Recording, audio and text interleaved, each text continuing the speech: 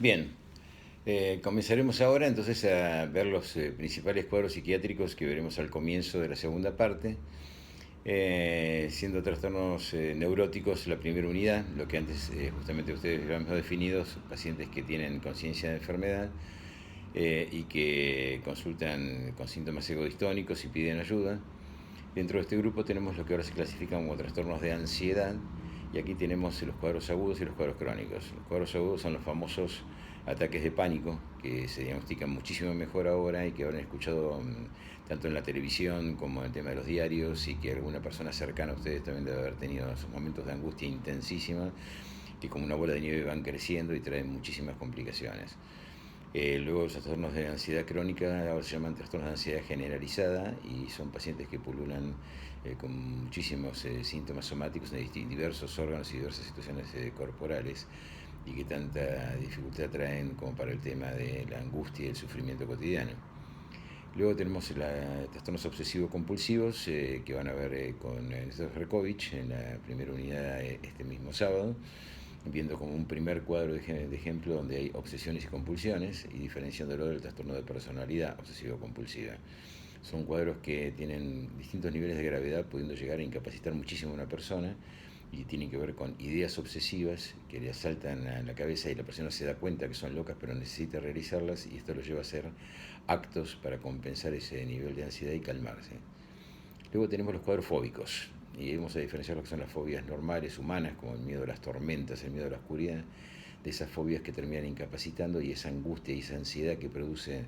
este cuadro lo lleva a utilizar mecanismos de evitación, evitando subir a un avión y teniendo que hacer viajes kilométricos, o teniendo dificultades laborales por esto mismo, la gente que no puede subir a un ascensor y prefiere subir 12 pisos por escalera,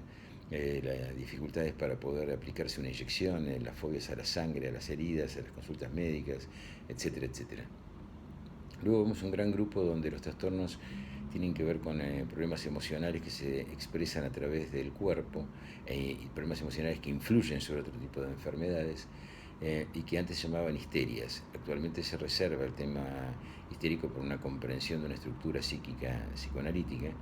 y estos trastornos somáticos vamos a dividirlos en los que tienen síntomas somáticos, de aquellos trastornos que antes confundía mucho el cuadro, porque también tiene que ver con las histerias, pero tiene trastornos disociativos, donde la personalidad para defenderse se divide. Es decir, tenemos personalidades múltiples, fugas disociativas, etcétera, etcétera. Y dentro de este gran grupo tenemos los factores que cualquiera puede tener por un trauma o un estrés agudo.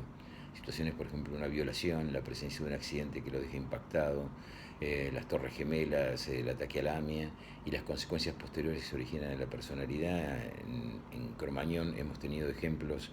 justamente de muchísimos chicos que quedaron muy dañados posteriormente al tema del accidente, ya sea por la culpa de haber sobrevivido o por las situaciones que tuvieron que observar. Luego de este gran grupo que los vamos a llamar, antes se llamaban trastornos neuróticos, ahora tenemos estas clasificaciones, pasaríamos a ver como los principales cuadros. No son todos, pero son los que más nos interesan que ustedes como terapistas ocupacionales conozcan y puedan diferenciar.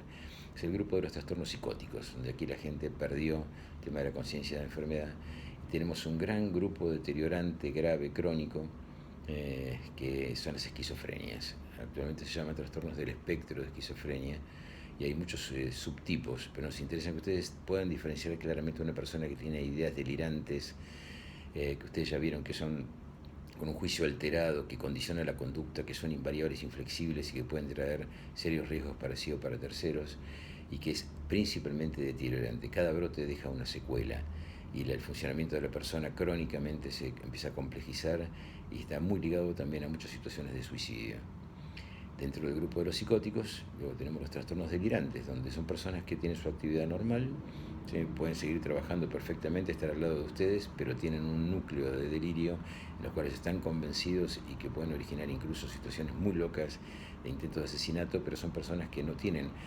alucinaciones y condicionantes deteriorantes crónicos. La persona tiene una idea que la cual está convencida, que modifica todo su panorama del tema del mundo, pensando en complots,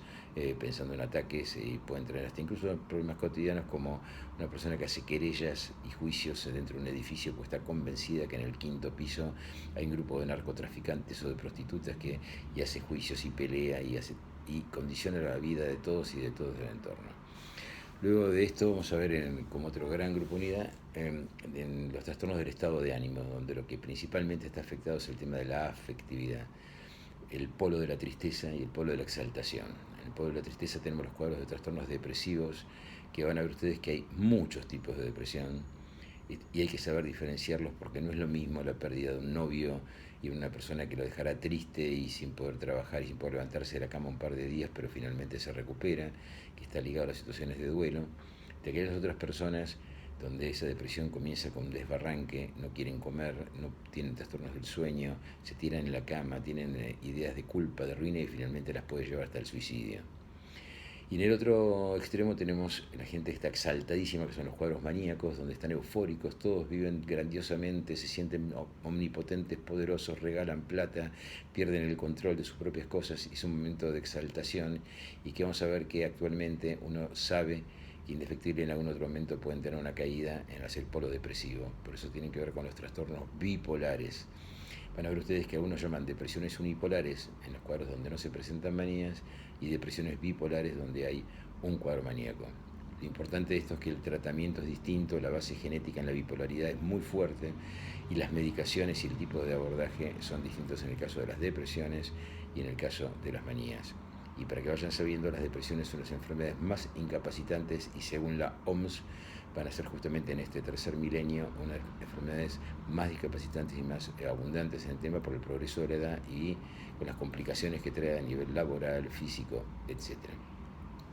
A partir de acá comenzaremos entonces a hablar de los trastornos neuróticos, que son nuestras primeras dos unidades, los trastornos neuróticos clásicos con los trastornos de ansiedad.